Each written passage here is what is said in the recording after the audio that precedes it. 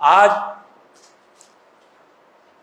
हमने हमारे आरएसएस से, हमारा राष्ट्रीय स्वयंसेवक संघ ने एक निर्णय लिया है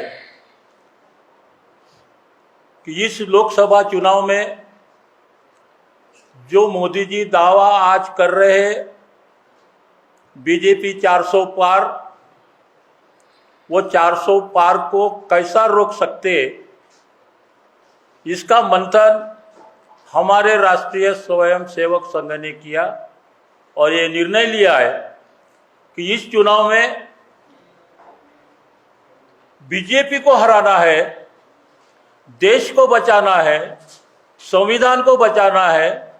इसलिए 400 पार का जो सपना है बीजेपी का, वो कैसा चूर कर सकते हैं और हमारा संविधान कैसा बच सकता है। बीते 10 साल से बीजेपी यहाँ राज कर रही है और इस 10 साल में हमने क्या पाया, हमने क्या खोया, आज हमारी स्थिति क्या है। मतलब ये संविधान का पूरा उल्लंघन है। संविधान में ठीक है, अगर वो जिम्मेदार भी होंगे, भ्रष्टाचार किया भी होगा, ऐसे कई मामले हैं जो 10-10, 20-20 साल से इस देश में चल रहे हैं, लेकिन उनको ना अरेस्ट किया गया। और ताज्जुब की बात है कि पूरे विपक्ष ही लोग भ्रष्टाचारी है क्या?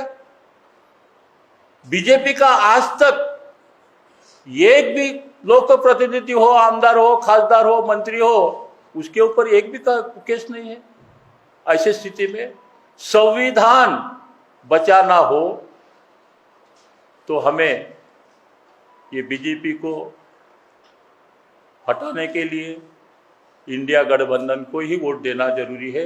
यह समझाने के लिए हम मतदाताओं में जाने वाले हैं। हमने प्रेस नोट में लिखा है, ये सारी चीजें हैं। अब सबको एक एडवर्टाइज चलती है, सबको मालूम है भारत के 80 करोड़ जनता को फ्री का राशन 5 किलो दे रहे हैं। फ्री का नाम है, फ्री का, गरीबों को हम राशन बांट रहे हैं। अब आप सबको मालूम होगा वो जो चावल मिलता है, वो जो गेहूं मिलता है, वो जानवरों को खाने के लिए है। पूरे शहर में आपने सुने भी होंगे घूमकर, वो राशन से जो चावल मिलता है खुलेआम 20-22 रुपए किलो से बेचा जा रहा है। और वो किसको बेचा जा रहा है? उन्होंने एक अनाज माफिया पैदा किया है। ये तो नाम है बाहर, गरीबों को 80 करोड़ गरीब जनता को हम चावल बांट रहे, फ्री में गेहूं बांट रहे, लेकिन वहां से वो गरीबों को फायदा नहीं मिल रहा। 90% जनता 20-22 किलो के भाव से बिकते हैं और वो अनाज माफिया खरीदते हैं। कौन खरीदते हैं? वो अनाज माफिया। वो अनाज माफिया उसके 40 से 60 रुपए, 70 रुपए, 80 रुपए भी बना रहे हैं। इसका मतलब ये जनता को समझ में नहीं आ रहा। आज हम ये देख रहे, इस वक्त ये पोजीशन है अभी आज की कि हर कोई जो भी भारत का नागरिक है वो हकदार है इसका कि संविधान में जो हमारे अधिकार है वो हमें मिलना चाहिए।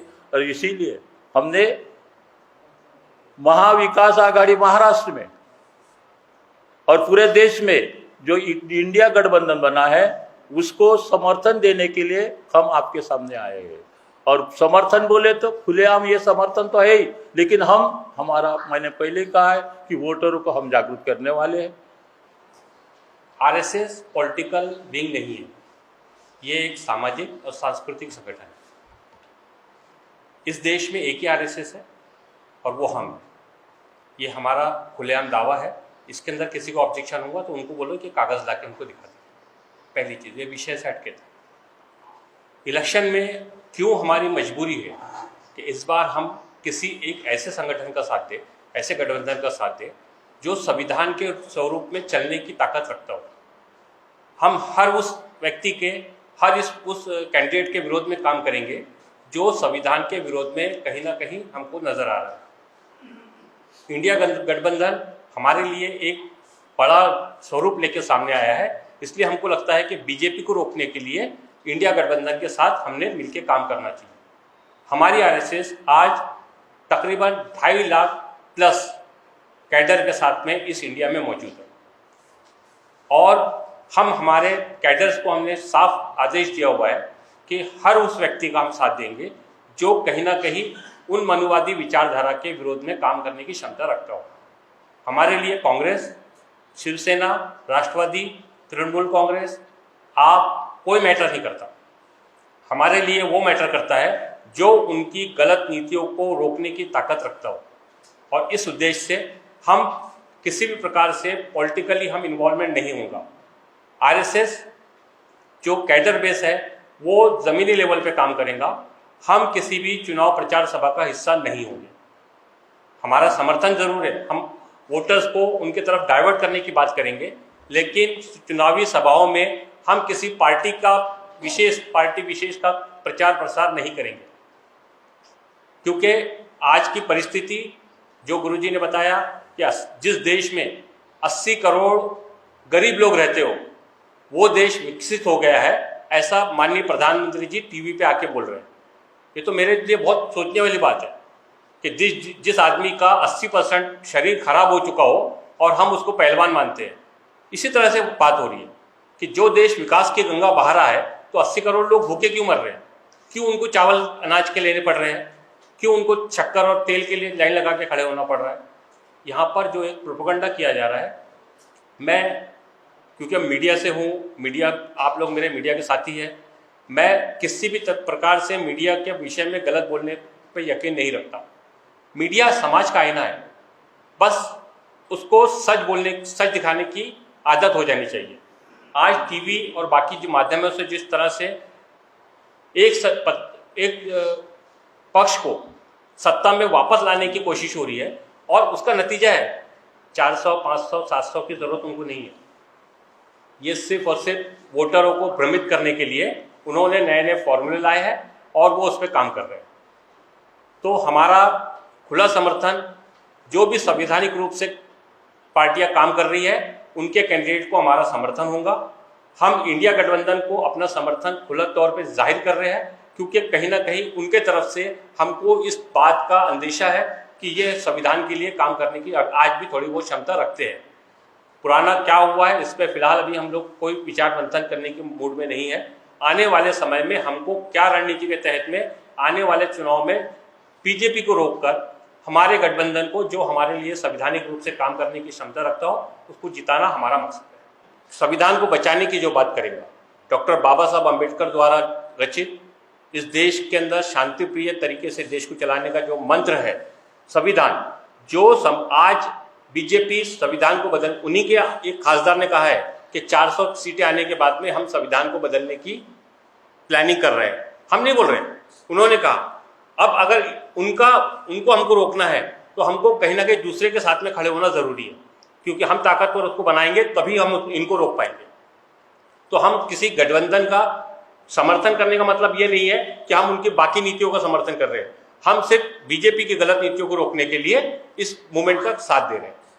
बीजेपी को गलतफहमी है कि उनके कैंडिडेट के विरोध में हमारे पास में विपक्ष में कोई कैंडिडेट नहीं है। ये गलतफहमी कांग्रेस भी पहले पाल चुकी है और आप उसका हश्र देख चुके हो। तो आप ऐसा मत समझिए कि कोई ताकतवर है। जब पहली बार नितिन गडकरी जी नागपुर से चुनाव लड़े थे, मुत्तेमवार साहब बहुत अच्छी कंडीशन में थे, तब भी चुनाव हारे। आप ऐसा नहीं हो, जामवंत राव धोटे साहब का एग्जाम्पल है हमारे पास में कि उन्होंने ताकतवर पार्टी को उस वक्त जमीन पे लाके खड़े किया। तो ये अभी जो चल रहा है, अभी तक के जितने भी उनके फॉर्मूले थे, उन्होंने अपने जितने भी पत्ते थे खोल चुके हैं। अब जो भी पत्ते खुलेंगे वो हमारे आरएसएस की तरफ से खुलेंगे और उसका नतीजा आप देख लोगे। काफ़ी सारी जगह पे जो हुआ था, पिछले बार जो हुआ था, इस बार भी काफ़ी जगह पे होगा। होता यह है कि मिसकम्युनिकेशन का जो एक प्रचार प्रसार का जो हमारे बीच में दौर है, आप देखिए बीजेपी के पास में 35% ही वोट है, 65% आज भी उनके विरोध में है। लेकिन हो रहा कैसा है, अगर मैं आपका विरोधी, आपसे मेरा झगड़ा है, मैं चुनाव लड़ रहा हूँ तो आप भी चुनाव में खड़े हो जाते हैं, हम वोट डिवाइड कर देते हैं। हमारी कोशिश है कि इस तरह की कोई भी अगर हमारे नज़र में एक्टिविटीज़ आती है, आरएसएस की भूमिका यही होगी कि हम कैसे उनके कैंडिडेट को बाहर करने के लिए यहाँ से एक अच्छे कैंडिडेट को चुन के हम सदन में भेज सकें जो संविधान की रक्षा की बात करे, जो इस देश में शांति की बात करे, इस देश के अंदर पत्रकारों के जो आज अधिकारों पर जो हमला हो रहा है, आज जो आम नागरिक के अधिकारों पे हमला हो रहा है, अब ना मुख्यमंत्री सुरक्षित है और ना देश का विपक्ष का अध्यक्ष सुरक्षित है। तो ऐसी स्थिति को खत्म करने के लिए हम चाहते हैं कि अच्छे लोग सदन में जाए और अच्छे कानून के तहत में संवैधानिक रूप से देश चले। देखिए, आपको बताता हूँ, दो हालात बनते हैं। एक होता है, आप रोड पे जब चलते हो ना, तो दो रोड होते हैं, बीच में डिवाइडर होता है। तो जो आदमी को आदत पड़ी होती है ना उल्टा चलने की, तो वो हमेशा जो है ना उल्टे रोड से चलता है। बाबा साहब अम्बेडकर ने जब संविधान लिखा और देश की स्थिति को ध्यान में रख के लिखा, आज अगर बीजेपी में दम है तो वो एक सुप्रीम कोर्ट में हमारे तरफ से जनार्दन मुन साहब हलफनामा डालने तैयार है, वहाँ से आरएसएस के मोहन भागवत और बीजेपी का राष्ट्रीय अध्यक्ष एक हलफनामा डाल के दिखा दे कि साहब, हम चाहे सत्ता में रहे या ना रहे, हम संविधान के किसी भी कायदे का हनन नहीं करेंगे, इतना ही लिख के अगर दे दे तो मैं आपकी बात को सत्यता के रूप में लेकर उनका भी समर्थन करने की ताकत रखता हूँ। लेकिन वो करके तो दिखाए। मैं आपको बताता हूँ, पूरे इंडिया के अंदर 8 करोड़ ये डिजिटल चैनल चल रहे हैं। कितने करोड़ है? 8 करोड़। अगर संवैधानिक रूप से आपको अधिकार मिला था तभी आपने माइक हाथ में लिया ना। आप रुकिए, जीआर पास हो चुका है, सिर्फ फ्लैश होना बाकी है। इस देश में 2.5 लाख से ज़्यादा चैनल नहीं रहेंगे। ये आप जो माइक वाइक लेके घूम रहे हो ना, ये संविधान, ये जो है, ये मैं आपको आधिकारिक बात कर रहा हूँ। उनको पता है यही अब उनके एक जरिया है जो उनका विरोध कर सकता है, इसलिए उन्होंने कानून बनाया है कि कोई भी चैनल, अभी आप लोग के चैनल कई मरतबा बंद हो जाते होंगे अचानक में, वो कम्युनिटी गाइडलाइन के नाम पर, इसके नाम पर, जबकि संविधान बोलता है कि आप अपनी बात को रखने के लिए किसी भी लेवल पर कोई भी तरीके से बात कर सकते हो। अगर आप गलत होंगे तो आप पे आईपीसी की धाराओं के तहत कानून बने, कानून के तहत कार्रवाई होगी। ये जो संविधान के को चलाने की बात चल रही है, संविधान बदलेगा नहीं, आप जो बोल रहे हो, ये संविधान का हनन ही हो रहा है कि आज इस देश में सीए, एनपीआर, एनआरसी लाने की बात को कानूनी तौर पे मान्यता दे दी गई। संविधान ने बोला है जो आदमी इस देश में 5 साल तक रहा है उसको भारतीय नागरिक माना जाएगा। मैं बोल रहा हूँ क्या? आर्टिकल 5 बोल रहा है। लेकिन एनआरसी का जो आप ड्राफ्ट पढ़ोगे वो खुले तौर पे बोल रहा है कि जो आदमी उनके नियम के अनुसार इस देश के अंदर कागज नहीं प्रोड्यूस कर पाएगा वो आदमी इस देश का नागरिक नहीं माना जाएगा। संविधान को धीरे धीरे बदला जा रहा है, जो हमको समझ में देर से आएगा, लेकिन जब समझ में आएगा तो शायद बहुत सारी चीजें हासिल नहीं होंगी। ऊपर का कवर संविधान के नाम का रहेगा, अंदर में कानून पूरे बदल दिए गए। और इसीलिए हम आज जो चीज़ जिस फिक्रमंदी के साथ में ये प्रेस कॉन्फ्रेंस ले, वरना हमको जरूरत नहीं थी। हमारे 2.5 लाख लोग काम कर रहे हैं, जो अच्छा कैंडिडेट रहता हम उसके लिए करते, लेकिन हमको खुल के आने की नौबत क्यों आ रही है? क्योंकि हमको पता है कि आज अगर हम इनको अपनी ताकत नहीं दिखाएंगे, आज मैं सबसे ज़्यादा खुश इस बात से हूँ कि आज प्रेस कॉन्फ्रेंस में आप तमाम मेरे साथी जब सामने बैठे हुए हैं। इसके पहले जब हमने प्रेस कॉन्फ्रेंस ली मुश्किल से ऐसे 5-7 लोग होते थे। आज हमको ये लगता है कि हमारी बात को सुनने वाले लोग, हमारी बात को लोगों तक पहुँचाने वाले हमारे साथी देश में मौजूद हैं।